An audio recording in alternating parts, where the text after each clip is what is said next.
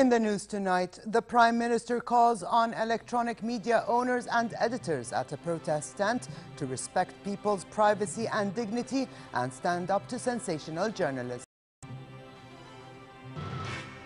Lebanon's Prime Minister Najib Mikati succumbs to public pressure and offers his resignation as the Lebanese mourn their victims and accuse Syria of yesterday's car bombing. And Palestinians condemn Israel's interception of the bound Finnish boat and call for an urgent international intervention to end the Israeli blockade on the Gaza Strip. Good evening and welcome to a new edition of the news. Here are the details. Prime Minister Abdullah Mansour, during a surprise visit to Al hospital in the capital, voiced dissatisfaction with the staff treatment of patients, especially children, and called on hospital officials to abide by health regulations. The Prime Minister was accompanied on the visit by the Ministers of Health and Social Development following reports of abuse of children at the hospital. He urged the hospital management and staff to step up their efforts and to upgrade services, and said he was in disbelief at the way children are being treated. The Prime Minister said all means of comfort and kind attention must be given to the children. The Prime Minister also called on a protest tent where electronic media owners and editors are gathered to voice their objection to the amended Press and Publications Law. So tried to talk them into ending their protest, stating the rationale behind the amended law. He said the reputation and image of many individuals and bodies was tarnished through blasphemous reports and unwarranted accusations of corruption, spying and embezzlement by some media outlets. He said the number of electronic media websites in Jordan has soared to about 500 and warned such kind of journalism must not be condoned. He called on the electronic media to respect people's privacy, dignity and character. He urged the protesters to join forces and be in the forefront to reject sensational journalism and to prevent intruding professional parties from tainting Jordan's media. The car bomb that killed at least 10 people, including Lebanon's senior security official Wissam al-Hassan in Beirut yesterday, has wreaked havoc on the Lebanese government. Lebanese Prime Minister Najib Mikati said today he has offered his resignation, but that President Michel Sleiman has asked him to stay on for a period of time. Mikati indicated that he thought Damascus was behind the attack due to the indictment in August of former Minister Michel Smaha, a supporter of al-Assad, over a plot allegedly aimed at violence in Lebanon. I expressed to the President all my concerns in light of what is happening in the country, and I confirmed to him that I'm not holding on to the position of Prime Minister and that it is essential to look into the formation of a new government. Despite my insistence or not hanging on to my position, the President has asked me to give him some time to hold national talks.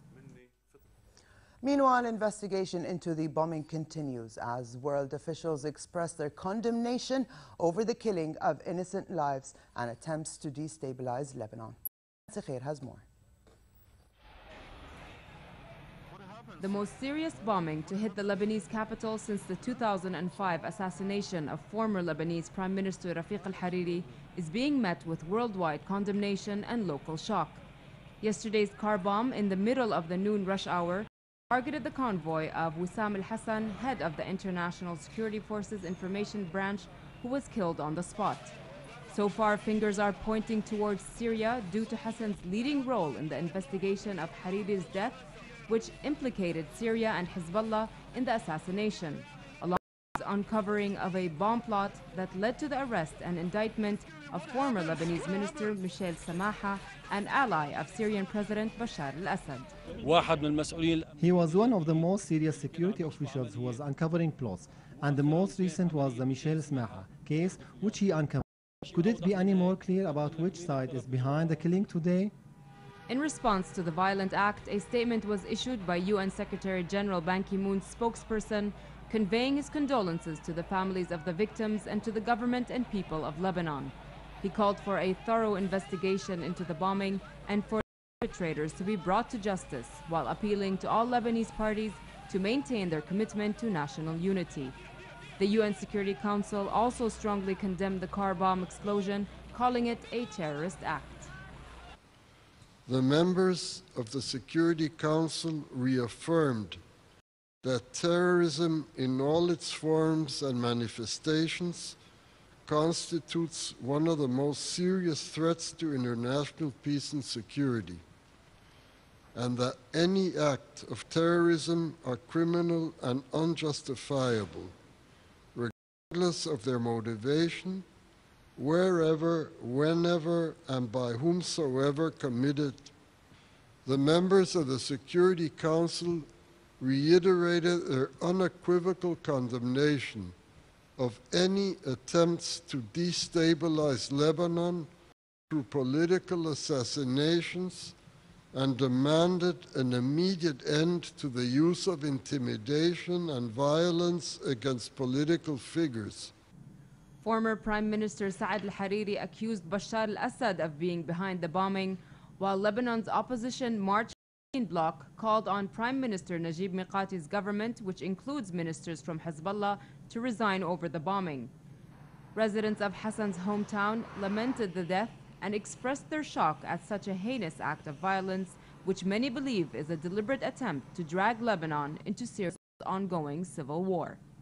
من المؤسف جدا أن تمتد أيدي الإجرام إلى قتله. It's very sad that the criminal hands has reached out to kill him in such a way, which is against all morals and religion and consciousness, and it is very sad that our country has turned into a base for criminals and outlaws. We are sad. This wound is in our heart. This is what I say in the name of the family and the village to those criminal hands that killed him. To express their anger, youths yesterday set fire to tires and demonstrated in which led troops to reinforce security at road junctions and official buildings in the Lebanese capital. And today, a vigil was held in Beirut's Ashrafiyya district, where residents laid flowers and tied white ribbons to commemorate those who were killed. Nancy Khair for the news at 10. International mediator Lakhdar Brahimi met Syria's Foreign Minister Walid al-Muallim in Damascus to press for a brief ceasefire between government forces and rebels. The ceasefire is to take effect during the Eid al-Adha holiday.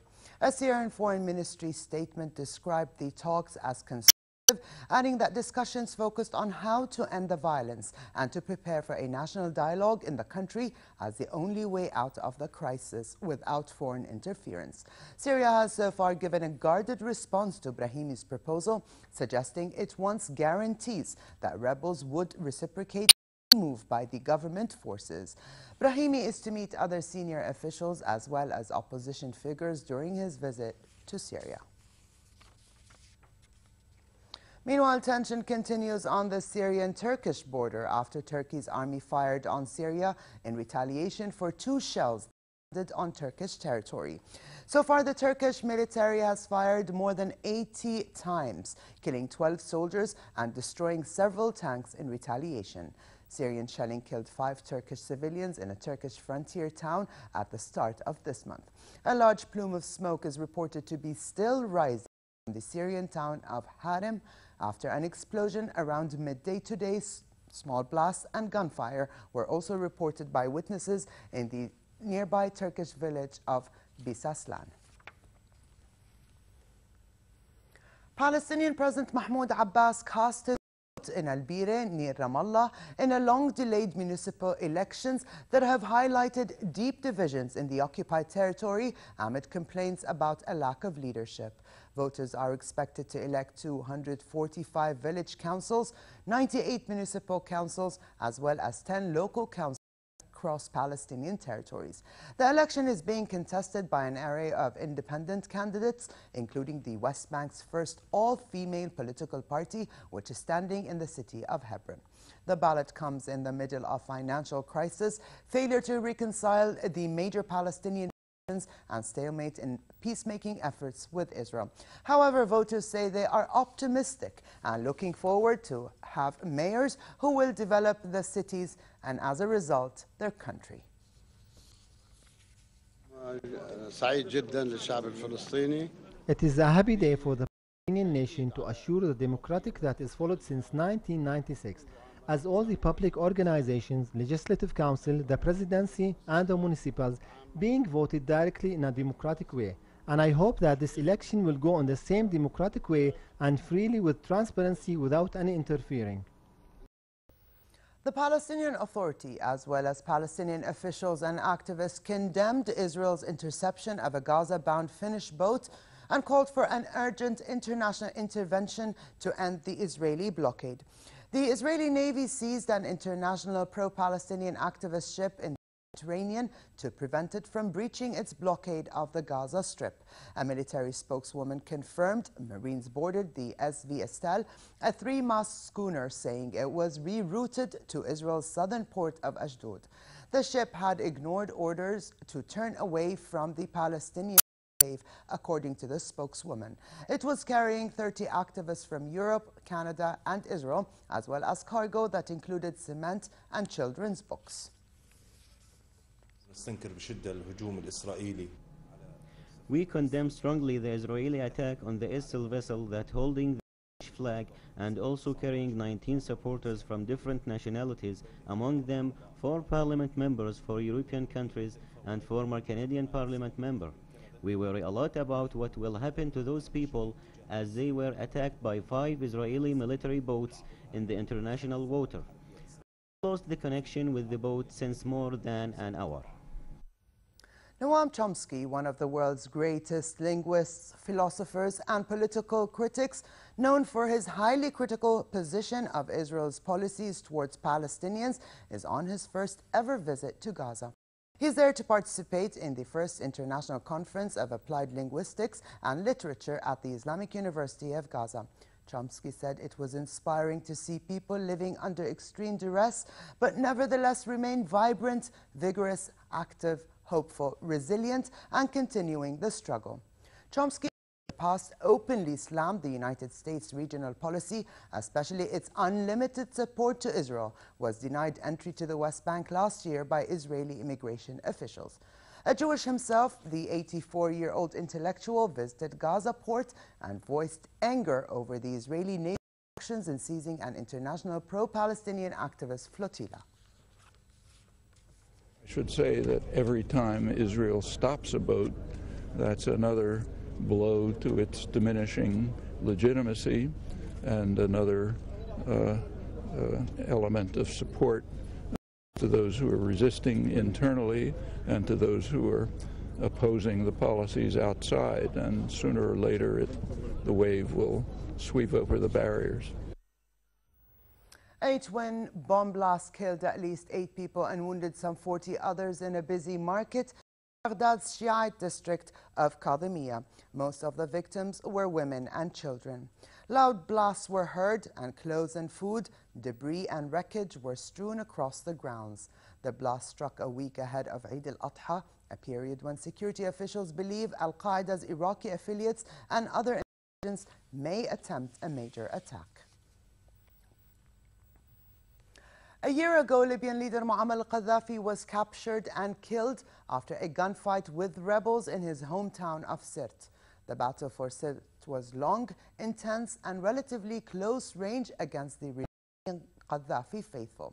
But before that, the turning point was the fall of Bab al-Aziziyya compound, which was considered a symbol of his power back then and his unbreakable fort. Shortly after, National Transitional Council fighters bombarded positions held by pro-Qaddafi fighters, holed up in a small area of the town's center, and gradually advanced against Qaddafi's weakening forces. Pictures of Qaddafi went viral, with his face covered in blood, as the fighters cheered and shouted, with many firing weapons into the air to celebrate his capture.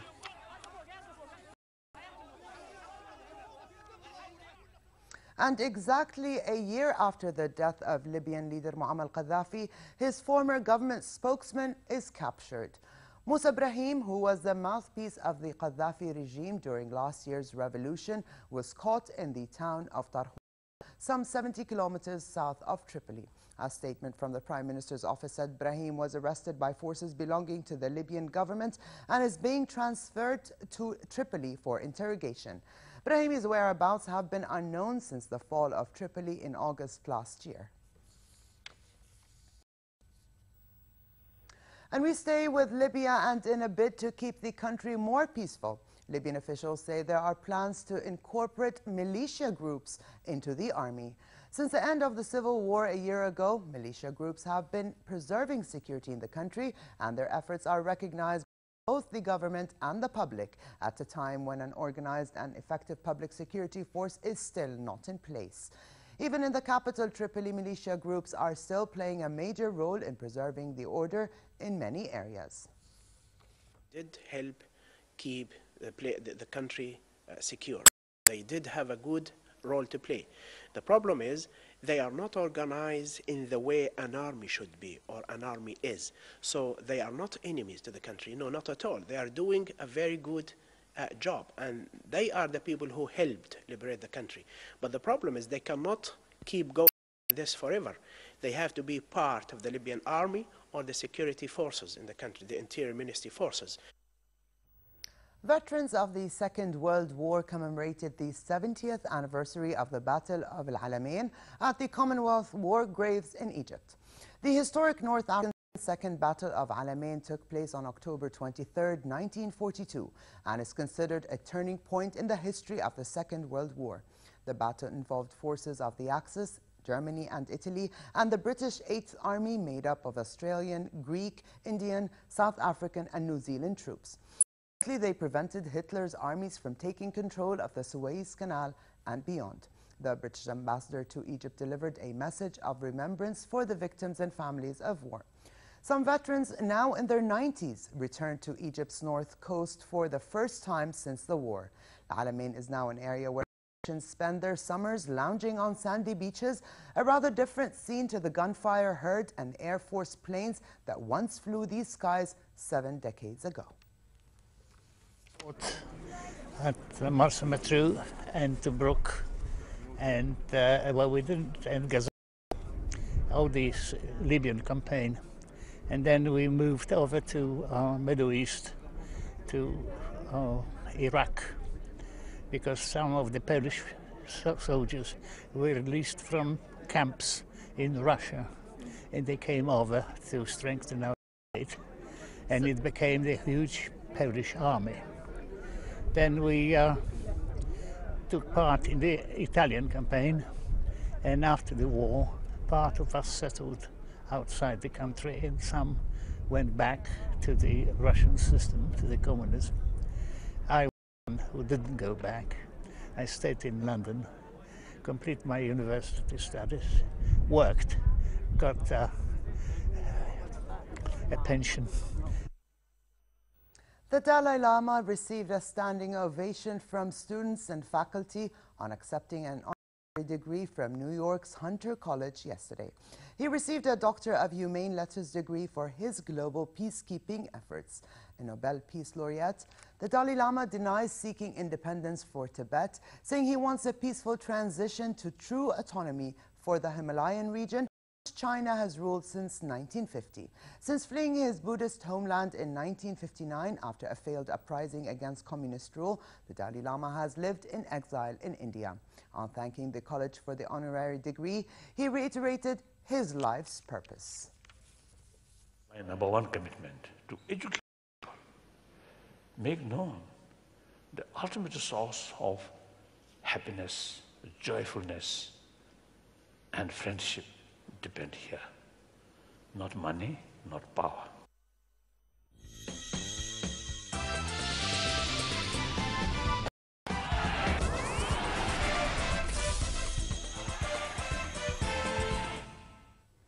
We begin with tennis and the Austria Open in Vienna. Janko Tipsarevic advanced to the semi-finals of the championship after beating Slovenia's Aljaž Bedin.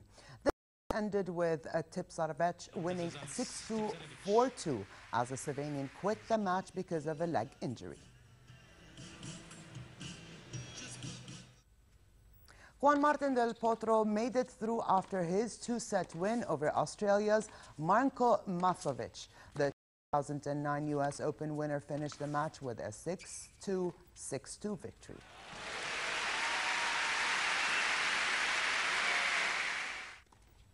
And Germany's Tommy Haas was beaten in 3 sets by Slovenia's Grega Zmelja 6-4, 4-6, 6-2.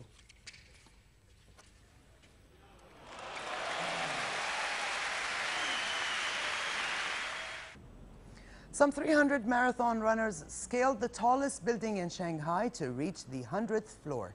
They climbed a total of 2,754 steps to get there. Rolf Machen from Austria came in first place after reaching the finishing line in 18 minutes and 55 seconds. The top 3 winners were awarded medals and a miniature of the Shanghai Financial Center, while the top 8 runners were offered a coupon to spend in.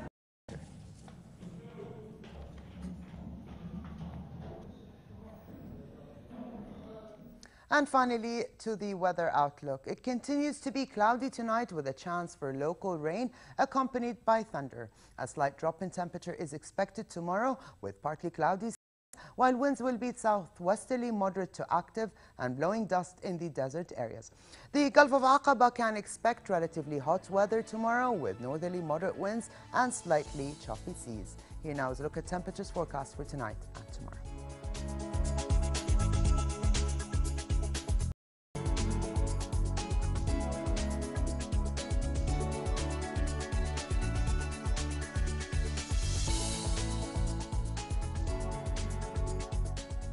And to close, his reminder of the day's top stories. The Prime Minister calls on electronic media owners and editors at a protest tent to respect people's privacy and dignity and stand up to sensational journalism. Lebanon's Prime Minister Najib Mikati succumbs to public pressure and offers his resignation as the Lebanese mourn their victims and accuse Syria of yesterday's car bomb. And Palestinians condemn Israel's interception of a Gaza-bound Finnish boat and call for an urgent international intervention to end the Israeli blockade on the Gaza Strip. And with this, we come to the end of this of the news. I'm Ali Abdul Khan. Thank you for joining us and have a good night.